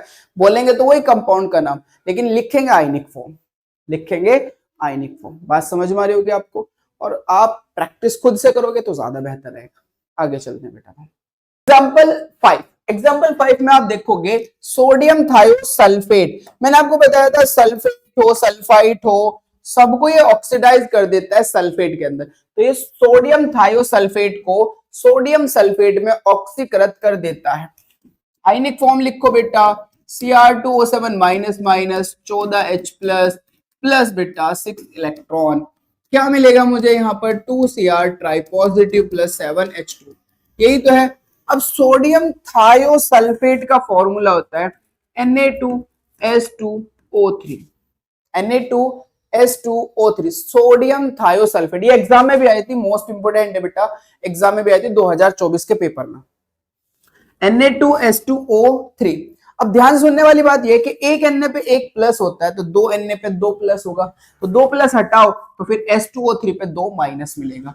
तो यहां पर मुझे मिलने वाला है S2O3 माइनस माइनस, और ये इसे किसमें ऑक्सीडाइज करेगा, सोडियम सल्फेट में, मतलब Na2SO4 में। Na हटाओ, एक पे प्लस, 2 पे 2 प्लस, तो SO4 पे मिलेगा 2 माइनस। लो भाई साहब, तो ये हमारे पास तो ये हमारे पास किसको, ये हमारे पास बेटा थायोसल्फाइट सल्फेट को सल्फेट में ऑक्सीकृत कर देता है। अब मैं बैलेंस करूंगा इसको, बैलेंस देखना बेटा कैसे कर रहा हूं, ध्यान सुनना। यहां मेरे पास साथ में सल्फर भी मिलेगी, सॉरी साथ में हमें सल्फर भी मिलेगी बेटा, सल्फर मिलेगी। अब बैलेंस देखना बेटा, बैलेंस देखना, सल्फर बैलेंस है, एक एस इधर एक एस इधर, 2 एस हो गए, 2 एस इधर है। लेकिन ऑक्सीजन देखो, इधर ऑक्सीजन कितनी है, 4। कितनी ऑक्सीजन बेटा, साफ साफ दिख लोगी 4। इधर ऑक्सीजन कितनी है, 3। मैंने आपसे कहा था कि ऑक्सीजन को संतुलित करने के लिए जल के अणु जोड़ते हैं, और उतने जल के अणु जोड़ते हैं जितने ऑक्सीजन संतुलित करनी है। भाई इधर 3 है इधर 4 है, तो एक ही तो कम है, इसलिए मैं एक जल का अणु जोड़ दूंगा। तो इधर H2O जोड़ दूंगा बेटा, H2O जोड़ दूंगा। 4 ऑक्सीजन हो गए, 3 और 1 4, इधर भी 4 है। अब इधर हाइड्रोजन आ गए, कितना हाइड्रोजन आ गए, 2। हाइड्रोजन को संतुलित करने के लिए क्या जोड़ते हैं, H प्लस, तो उधर मैं क्या जोड़ दूंगा, H प्लस जोड़ दूंगा। कितने H प्लस, जितने हाइड्रोजन है। भाई कितना हाइड्रोजन है, 2 हाइड्रोजन, इसलिए 2 H प्लस जोड़ दिए। ऑक्सीजन को संतुलित करने के लिए H2O, हाइड्रोजन को संतुलित करने के लिए H प्लस। बात समझ में आ रही है बेटा, हाँ। तो हमने हाइड्रोजन को ऑक्सीजन को संतुलित करा, 4 ऑक्सीजन थे तो 3 और 1 4, इसलिए मैंने एक जल का अणु जोड़ दिया। लेकिन हाइड्रोजन भी आ गए, तो 2 हाइड्रोजन आए, तो 2 H प्लस। अब मैं आवेश को संतुलित करूंगा, ध्यान सुनो, -2 बैलेंस। अब यहां ध्यान से देखना बेटा, इधर हमारे पास 0 चार्ज है, उधर +2 है। भाई -2 बैलेंस है, इधर भी -2 है, इधर भी -2 है, तो -2 को तो आप देखो ही ना, या देखना चाहो तो ओवरऑल चार्ज देख लो, कोई दिक्कत वाली बात नहीं। इधर मेरे पास है -2, इधर मेरे पास है -2 और 0 +2, मतलब 0 सॉरी। भाई -2 और +2 0 हो जाएगा ना, इधर 0 चार्ज है, -2 और +2। भाई आप बताइए, एक सल्फर पे तो -2 हो गया, एक हाइड्रोजन पे 1 प्लस, तो 2 पे 2 प्लस, तो +2 और -2 0। बताओ कितना का डिफरेंस है बेटा, 2 का। तो 2 इलेक्ट्रॉन जोड़ूंगा किधर, जिधर आवेश ज्यादा है। किधर ज्यादा बेटा, इधर ही तो ज्यादा है, बताओ 0 की साइड। तो 0 की साइड बस क्या जोड़ दो, 2 इलेक्ट्रॉन जोड़ दो। क्या जोड़ दो, 2 इलेक्ट्रॉन। अब मैं समीकरण को जोड़ूंगा, समीकरण को जोड़ने के लिए इलेक्ट्रॉन बैलेंस करते हैं, ऊपर 6 इलेक्ट्रॉन नीचे 2, इसलिए मैं किससे गुना कर दूंगा, 3 से। तो इलेक्ट्रॉन से इलेक्ट्रॉन खत्म, जोड़ दो बेटा समीकरण, Cr2O7 माइनस माइनस। अब इधर मुझे 14H प्लस, और क्या मिला बेटा, 3 से गुना करूंगा तो 3H2O, 3 से गुना करूंगा 3s2o3 माइनस माइनस, तीर के इधर बताओ क्या मिला, 2Cr try positive plus 7H2O, और क्या मिला बेटा, 3 की गुना इसमें जाएगी SO4 में तो 3SO4 माइनस माइनस यानी कि डाई माइनस, 3 की S में जाएगी तो 3S, 3 की 2H प्लस में जाएगी तो 3 दूनी 6H प्लस। अब ध्यान से देखना बेटा, इधर हमारे पास 14H प्लस है और इधर हमारे पास 6H प्लस है, प्लस इधर आके माइनस को, मान लीजिए ऐसा है 14 बराबर इधर 6, तो 6 को इधर लाओगे यानी कि x प्लस 14 बराबर 6, तो अगर मैं 6 को इधर लाऊं तो मेरे पास क्या मिलेगा, x प्लस 14 माइनस 6, तो फाइनली कितना बचेगा बताओ, 0। फाइनली कितना बचेगा, प्लस 8 बचेगा। बताओ भाई, तो वही तो है, उधर h प्लस हमारे बेटा, इधर h प्लस हमारे 14 है, उधर h प्लस हमारे 6 है, तो इधर से 6h प्लस को इधर ले आओ तो 14 में से 6 गए कितना बचेगा, 8h प्लस, कितना बचेगा 8h प्लस। ध्यान सुनो बेटा, 8h प्लस, तो ये Cr2O7 minus minus plus 8H plus, right. अब यहाँ 3H2 है, इधर 7H2 है, तो 3H2 इधर ले जाओ, तो 7H2 में से जब 3 इधर जाएंगे तो माइनस को जाएंगे, तो 7 प्लस के माइनस के 3, तो कितने बचेंगे हमारे 4H2, तो ये भी खत्म, तो यहाँ पर क्या बचा बेटा हमारा 3S2O3 माइनस माइनस, इधर क्या मिला बेटा 2Cr try positive plus 4H2O और प्लस बेटा हमारे यहाँ पर क्या मिला 3SO4 माइनस माइनस और साथ में प्लस 3S, तो ये हमारे पास थायो सल्फेट आयन, थायोसल्फेट आयन को ये किस में ऑक्सीडाइज कर देगा बेटा, सल्फेट में ऑक्सीडाइज कर देगा, सल्फेट आयन में ऑक्सीडाइज कर देगा। थायोसल्फेट को किस में ऑक्सीडाइज करेगा, सल्फेट आयन में ऑक्सीडाइज कर देगा।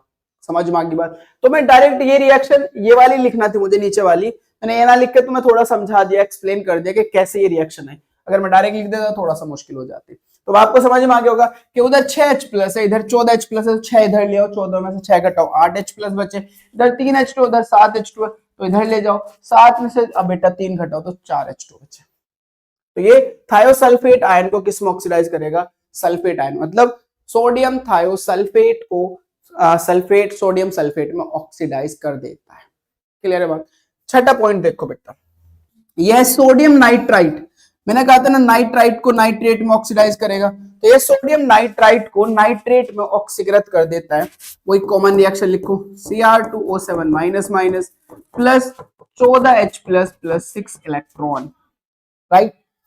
इधर क्या मिलेगा बेटा 2Cr try positive plus 7H2O। Clear. अब मैंने कहा नाइट्राइट, सोडियम नाइट्राइट का फॉर्मूला होता है NaNO2, Na पे एक प्लस तो NO2 पे एक माइनस, तो यहां मैं लिखूंगा बेटा NO2 माइनस, और ये NO2 माइनस को किस में ऑक्सीडाइज करेगा बेटा, सोडियम नाइट्रेट, नाइट्रेट क्या होता है NaNO3, Na पे प्लस तो NO3 पे माइनस, NO3 माइनस पे।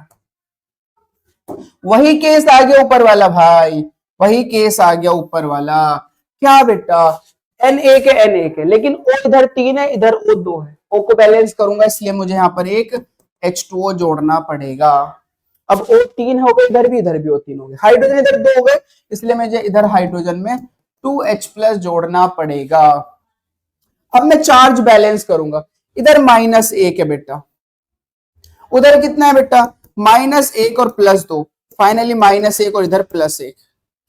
डिफरेंस देखो बेटा -1 0 +1, तो डिफरेंस कितने का है, 2 का है।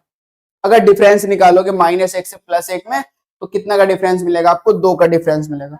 अगर ये बात समझ में नहीं आ रही तो ऐसे भी देख सकते हो, माइनस माइनस बराबर है तो इधर +2 है फिर इधर 0 है, माइनस माइनस को इग्नोर करो क्योंकि इधर भी माइनस और इधर भी माइनस बराबर है, तो माइनस को छोड़ दो, फिर इधर चार्ज कितना बचा 0, फिर उधर चार्ज कितना बचा +2, तो 0 और +2 में डिफरेंस कितना का होगा 2 का। किधर इलेक्ट्रॉन जोड़ोगे, 2 इलेक्ट्रॉन जोड़ोगे, किधर जोड़ोगे जिधर प्लस ज्यादा है, प्लस उधर ज्यादा है, इसलिए उधर 2 इलेक्ट्रॉन जोड़ देंगे। तो अगर ये वाला कॉन्सेप्ट समझ में नहीं आ रहा तो ऐसे समझ, 2 इलेक्ट्रॉन जोड़ूंगा। अब मैं इलेक्ट्रॉन को बैलेंस करूंगा बेटा, कितने इलेक्ट्रॉन से गुना, कितने से गुना करूंगा 3 से, क्योंकि ऊपर 6 इलेक्ट्रॉन है, तो इलेक्ट्रॉन से इलेक्ट्रॉन खत्म, इलेक्ट्रॉन से इलेक्ट्रॉन खत्म, जोड़ दो समीकरण को, तो Cr2O7 minus minus plus 14H plus 3 से गुना करो बेटा इसकी, तो 3H2 सेम प्रोसेस। और अगर आप चाहो तो डायरेक्ट रिएक्शन लिख सकते हो कि भाई 3H2 इधर है और 7H2 उधर है, तो मैं H2 को उधर ले जाऊंगा, खत्म करते हैं यहाँ से H2, और इधर से H प्लस को भी खत्म करते हैं। ध्यान सुनो, अब ऊपर समझ में आएगी होगी बात आपको। इधर कितने H प्लस मिलेंगे, 3 दूनी 6H प्लस, इधर कितने 14, तो 6H प्लस को इधर से लाओगे तो 14 में से 6 घटाओगे बेटा, कितने H प्लस बचेंगे, 8H प्लस, 8H प्लस। अब बचा क्या, NO2 माइनस, कितना NO2 माइनस, 3NO2 माइनस। तीर के उधर बच जाओ, तीर के उधर है बेटा हमारे पास 3 2Cr ट्राई पॉजिटिव प्लस कितने H2 बचे भाई, 3 जब इधर ले जाऊंगा मैं 3H2 इधर, क्योंकि 3 से गुना जाएगी ना बेटा 3H2, तो 3H2 इधर लेके जाऊंगा तो 7 में से 3 घटाओ तो 4H2 बचेंगे। H प्लस तो मैं इधर ले गया था, अब 3 से गुना करो तो यहाँ पर क्या मिलेगा, 3NO2 NO3 माइनस। तो ये हमारे पास नाइट्राइट आयन, और ये नाइट्राइट आयन को किस में ऑक्सीडाइज कर रहा है बेटा, नाइट्रेट आयन में। तो ये नाइट्राइट को नाइट्रेट में ऑक्सीकृत कर देता है, मतलब सोडियम नाइट्राइट को सोडियम नाइट्रेट में ऑक्सीडाइज कर देता है। तो ये थे हमारे पास इसके ऑक्सीकारक गुण, जो कि आपको अच्छे से समझ में आ गए होंगे। और बाकी रिएक्शंस आप खुद देख सकते हो, उसकी ऑक्सीकारक की बैलेंस कर सकते हो। मैंने बहुत अच्छे से कोशिश की आपको समझाने की, और अगर अच्छे से आपको चीजें समझ में आई तो कमेंट करके जरूर बताना, कमेंट करके बेटा बताया करें, ताकि हमें भी मोटिवेशन मिल सके कि हम आपको सही पढ़ा पा रहे हैं या नहीं पढ़ा पा रहे। तो अगर अच्छा लगे तो अच्छा बताओ, या फिर कोई डाउट आ रहा है तो डाउट पूछा आप बेटा अपना। तो चलिए अब आगे चलते हैं। अब हम बात करें बेटा हाइड्रोजन प्रोक्साइड से क्रिया, हाइड्रोजन प्रोक्साइड से क्रिया, वो जितने भी थे हमारे वो ऑक्सीकारक गुण थे, जो कि हमने डिस्कस कर लिए हैं। अब हमारे पास 4 पॉइंट है बेटा, और 4 पॉइंट में हम बात करें ऑक्सीकारक गुण की। तो ध्यान सुनो बेटा कि जब हमारे पास पोटेशियम डाइक्रोमेट हाइड्रोजन प्रोक्साइड से क्रिया करता है तो गहरे नीले रंग का ब्लू पर क्रोमेट बनता है, जिसका फॉर्मूला है CrO5। गहरे नीले रंग का ब्लू पर क्रोमेट, राइट। रिएक्शन देखो बेटा, रिएक्शन K2Cr2O7 अम्लीय माध्यम में रिएक्शन करेगा, इसलिए H2SO4, और साथ में बेटा हमारे पास हाइड्रोजन प्रोक्साइड होगा H2O2, इसका नाम है हाइड्रोजन प्रोक्साइड, तो जब मैं इसकी रिएक्शन कराऊंगा, किसकी रिएक्शन करा रहा हूं बेटा, पोटेशियम डाइक्रोमेट की, पोटेशियम डाइक्रोमेट की। तो जब पोटेशियम डाइक्रोमेट रिएक्शन करेगा हाइड्रोजन प्रोक्साइड से, तो ब्लू पर क्रोमेट देगा, ब्लू पर क्रोमेट देगा बेटा गहरे नीले रंग का, ब्लू पर क्रोमेट कैसे कलर का होता है बेटा, डीप ब्लू होता है, डीप ब्लू, डीप ब्लू होता है, राइट। साथ में और हमारे पास जो बाई प्रोडक्ट है वो क्या क्या मिलेंगे बेटा, बाई प्रोडक्ट मिलेगा हमें यहाँ से K2SO4, K2SO4, और साथ में यहाँ से हमें मिलने वाला है, जब हाइड्रोजन प्रोक्साइड रिड्यूस होगा तो साथ में हमें देगा H2O। बैलेंस करने के लिए आप देख सकते हैं यहाँ पर Cr मुझे 2 से, Cr2 है इसलिए Cr2 करने के लिए 2 से गुना करूंगा। अब यहाँ पर हमारे पास K2 है बैलेंस, SO4 2 है बैलेंस है।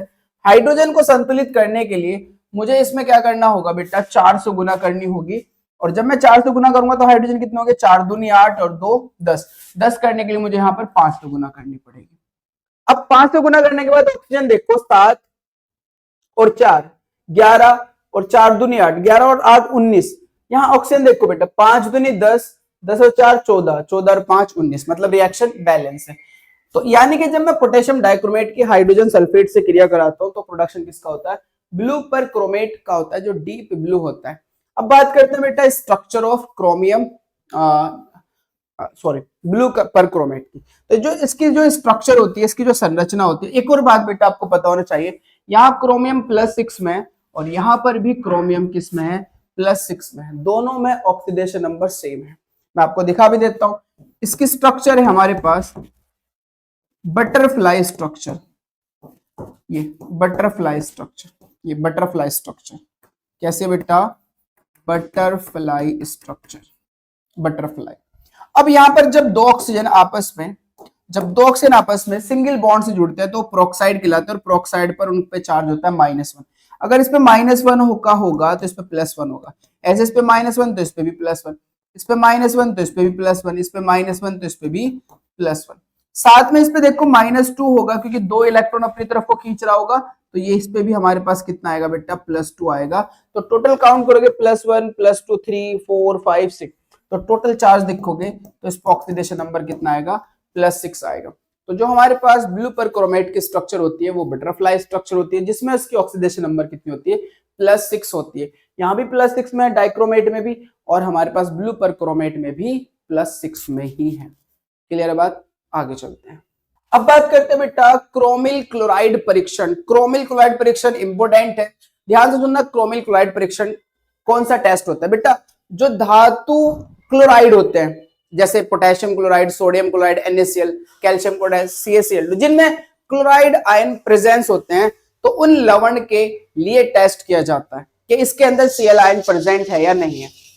होता क्या है कि अगर मैं यहाँ पर लवण लूंगा, जितनी अमाउंट में लवण लूंगा उतनी अमाउंट में पोटेशियम डाइक्रोमेट लूंगा, तो पोटेशियम डाइक्रोमेट साथ में लवण, और उसके अंदर मैं डालूंगा H2SO4, और जैसे मैं उसके अंदर बेटा H2SO4 डालूंगा तो वहां से एक ऑरेंज रेड कलर के फ्यूम्स, मतलब वेपर्स निकलेगी, ऑरेंज रेड कलर की वेपर्स निकलेगी।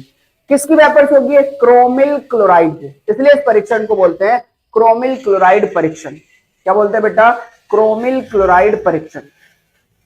फिर से सुनो, मुझे क्या करना है, मेरे पास एक कंटेनर है, करना क्या है बेटा, इसके अंदर मुझे लवण डालना है, लवण डालना है, जिसके अंदर हमारे पास क्या है बेटा, क्लोराइड आयन प्रेजेंस है, जैसे NaCl, KCl।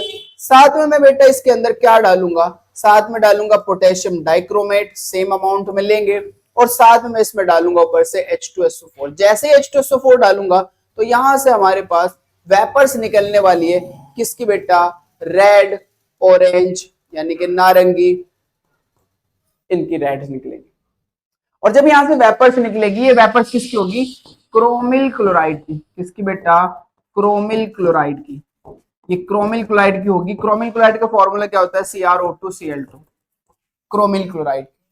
और इसी परीक्षण को हम क्या बोलते हैं, क्रोमिल क्लोराइड परीक्षण। इसको आगे जारी रखने के लिए इसके अंदर जैसे मैं NaOH का जलीय विलयन डालता हूं तो यहां पर मुझे सोडियम क्रोमेट मिल जाता है, जो कि येलो कलर का होता है। सोडियम क्रोमेट जो कि कैसा होता है बेटा, येलो कलर का मिलता है। और अगर इसके अंदर मैं लेड एसीटेट डाल दूं तो फिर मेरे पास क्या मिलता है, लेड क्रोमेट मिल जाता है। और लेड क्रोमेट भी कैसे कलर का होता है बेटा, येलो कलर का होता है। कंफर्मेशन टेस्ट के लिए, मतलब मेरे पास लवण है जिसके अंदर Cl आयन प्रेजेंस है, उसके अंदर पोटेशियम डाइक्रोमेट डालो, और साथ में उसमें क्या डालो, H2SO4, तो ऑरेंज रेड वेपर्स निकलेगी, वाष्प निकलेगी। उस वाष्प को हमें किससे प्रभावित करना है, NaOH के जलीय विलयन से, यानी कि बेसिक मीडियम में डालना है। तो सोडियम क्रोमेट का येलो कलर का सोल्यूशन, येलो कलर की मिलेगी हमें, कलर्स मिलेगा, येलो कलर की पीपीटी मिलेगी। साथ में अगर उसमें मैं लेड एसीटेट डाल दूं, एसिडिक मीडियम में लेड एसीटेट डाल दूं, तो फिर वो कैसा कलर का पीपीटी देगा, वक्ष देगा, मैं येलो कलर का वक्ष देगा। इसी परीक्षण को हम क्या बोलते हैं, क्रोमाइल क्लोराइड परीक्षण कहते हैं। तो चलिए अब इसको देख लेते हैं। मैंने आपको बता दिया क्या क्या करना है बेटा, इसके अंदर पोटेशियम डाइक्रोमेट का अम्लीय विलयन लेना है, और साथ में मुझे इसके अंदर सोडियम क्लोराइड लेना है, जैसे NaCl ले सकते हो, KCl ले सकते हो। चलो मैं यहाँ पर KCl ले लेता हूँ, KCl लेना है। तो अब मेरे पास क्या होगा, क्रोमिल क्लोराइड की ऑरेंज रेड वेपर्स निकलेगी बेटा यहां से, क्रोमिल क्लोराइड की। किसकी, क्रोमिल क्लोराइड की। नाम क्या है इसका, chromyl chloride, chromyl chloride. By product की फॉर्म में अगर हम बात करें तो पोटेशियम थायोसल्फेट मिलेगा, और साथ में यहां से हमें क्या मिल जाएगा बेटा, H2। बैलेंस करने के लिए आप बैलेंस कर सकते हो, इधर Cr2 है तो 200 गुना कर दूंगा, Cr2 था ना बेटा यहाँ पर, ये रहा, तो 200 गुना कर दिया। अब Cr बैलेंस हो गया हमारा, K आप बैलेंस करो, Cl देखो, अब Cl यहाँ पर Cl 2 दूनी 4 Cl करने के लिए 400 गुना यहाँ कर दो। K कितना हो गया बेटा, 2 4 और 2 6 K करने के लिए 600 गुना यहाँ पे कर दो। हाइड्रोजन चेक करो, हाइड्रोजन सॉरी SO4 कितना हो गया, SO4 6 SO4 हो गए, तो 6 SO4 करने के लिए 600 गुना कर दो। हाइड्रोजन कितना हो गया, 6 दूनी 12, तो बेटा 6 हाइड्रोजन यहाँ है, 12 करने के लिए 300 गुना कर दो। अब ये जो मेरे पास क्रोमिल क्लोराइड की ऑरेंज रेड वेपर्स निकली है, इसको हम कहाँ डालने हैं बेटा, NaOH के अंदर डालने कंफर्मेशन। वैसे क्रोमिल क्लोराइड टेस्ट में तो इतना ही देना है बेटा, मैं तो आगे बता रहा हूँ कंफर्मेशन के लिए। तो इस क्रोमिल क्लोराइड के अंदर आप क्या डाल दो, क्रोमिल क्लोराइड के अंदर NaOH के जली विलयन से पास करो तो हमें क्या मिलेगा, सोडियम क्रोमेट मिलेगा, Na2CrO4। क्या मिलेगा, sodium chromate, Na2CrO4, sodium chromate. कैसे कलर का होता है बेटा ये सोडियम क्रोमेट, येलो कलर का होता है। और जैसे सोडियम क्रोमेट के अंदर बेटा आप क्या डालोगे, सोडियम क्रोमेट के अंदर आप लेड एसिटेट डाल दोगे, CH3CO का होल ट्वाइस Pp। तो लेड एसिटेट डालते ही ये हमें लेड क्रोमेट का बेटा क्या दे देगा, हमें येलो PPT दे देगा, नीचे बैठ जाएगी येलो PPT। इसी को बोलते हैं क्रोमिल क्लोराइड टेस्ट। तो आपको क्रोमिल क्लोराइड टेस्ट भी अच्छे से क्लियर हो गया होगा। अब आगे चलते हैं बेटा। नेक्स्ट आप देख सकते हो लेड नाइट्रेट से क्रिया। अभी मैंने बताया कि भाई जब मैं पोटेशियम डाइक्रोमेट की लेड नाइट्रेट से क्रिया कराऊंगा तो फिर लेड क्रोमेट के पीला अवक्षेप बन जाएंगे। तो आप देख सकते हो कि पोटेशियम डाइक्रोमेट का तनु विलयन लेड नाइट्रेट से क्रिया करके लेड क्रोमेट का पीला अवक्षेप बनाता है। अब मेरे पास है पोटेशियम डाइक्रोमेट K2 Cr2O7, जिसका नाम है बेटा पोटेशियम डाइक्रोमेट। पोटेशियम डाइक्रोमेट की अगर मैं लेड नाइट्रेट से क्रिया कराऊं, लेड नाइट्रेट से PbNO3 का होल ट्वाइस लेड नाइट्रेट से क्रिया कराऊं, जलीय माध्यम, जलीय ले रहा हूं ना, तनु ले रहा हूं पोटेशियम डाइक्रोमेट का, तो फिर मेरे पास प्रोडक्शन क्या मिलेगा, लेड क्रोमेट मिलेगा, जो कि कैसा कलर होता है, पीला अवक्षेप। साथ में आपको पता है कि यहाँ से KNO3 बाहर जाएगा, क्योंकि K प्लस मिलेंगे, NO3 माइनस मिलेगा, जिसका नाम है पोटेशियम नाइट्रेट। साथ में यहाँ से H प्लस और NO3 माइनस मिलेगा, तो HNO3 भी बाहर जाएगा। तो आप बैलेंस देख सकते हो। बस आपको ये पता होना चाहिए बेटा, जो लेड पोटेशियम डाइक्रोमेट है वो लेड नाइट्रेट से क्रिया करके क्या बनाता है, लेड क्रोमेट के पीला अवक्षेप बनाता है। क्लियर है? अब आगे चलते हैं। तो अब हम बात करते हैं बेटा क्रोमेट आयन तथा डाइक्रोमेट आयन की संरचना के बारे में। तो अब इनकी संरचना को हम देखते हैं। तो जब हम बात करते हैं क्रोमेट CrO4 डाइनेगेटिव की, क्रोमेट आयन की बेटा, और इसके स्ट्रक्चर की बात करते हैं, तो इसके अंदर जो हाइब्रिडाइजेशन पाया जाता है वो sp3 पाया जाता है, जिस कारण इसकी संरचना जो होती है वो टेट्राहेड्रल होती है। क्या होती है बेटा, टेट्राहेड्रल शेप में मैं इसको बनाऊंगा तो Cr है, 4 O है, 1 2 3 4। अब जिस पर 2 O पे माइनस होगा, उसको हम सिंगल बॉन्ड से जोड़ देंगे। मान लीजिए इस पे एक माइनस और इस पे एक माइनस, क्योंकि जिस पे माइनस होता है उसकी भारी, भाई ऑक्सीजन के भारी कक्षा में 6 इलेक्ट्रॉन होते हैं बेटा। ऑक्सीजन के भारी कक्षा में कितने इलेक्ट्रॉन होते हैं, 6 इलेक्ट्रॉन। चलिए ध्यान से देखना बेटा, ऑक्सीजन की भारी कक्षा में होते हैं 6 इलेक्ट्रॉन। अब चूंकि 6 इलेक्ट्रॉन है, इस पे एक माइनस आ गया, तो भारी कक्षा में कितने हो गए, 7। तो अब तो बेटा 1 इलेक्ट्रॉन बचा, तो 1 इलेक्ट्रॉन की शेयरिंग करेगा। ऐसे यहाँ पर बेटा, यहाँ तो कोई माइनस नहीं, इसलिए डबल बॉन्ड बनाएगा, यहाँ भी कोई माइनस नहीं, डबल बॉन्ड बनाएगा। ये हमारे पास क्रोमेट आयन की स्ट्रक्चर। लेकिन यहाँ पर एक और बात आपको पता होना चाहिए, CrO के बीच सभी बंध की बंध लंबाई समान है। ऐसा किसके कारण होता है, ऐसा अनुनाद के कारण होता है, तो मैं लिख सकता हूं, यहां पर मैंने गलत बात यहां पे लिख दी, मैं ऐसे लिखता बेटा, अनुनाद के कारण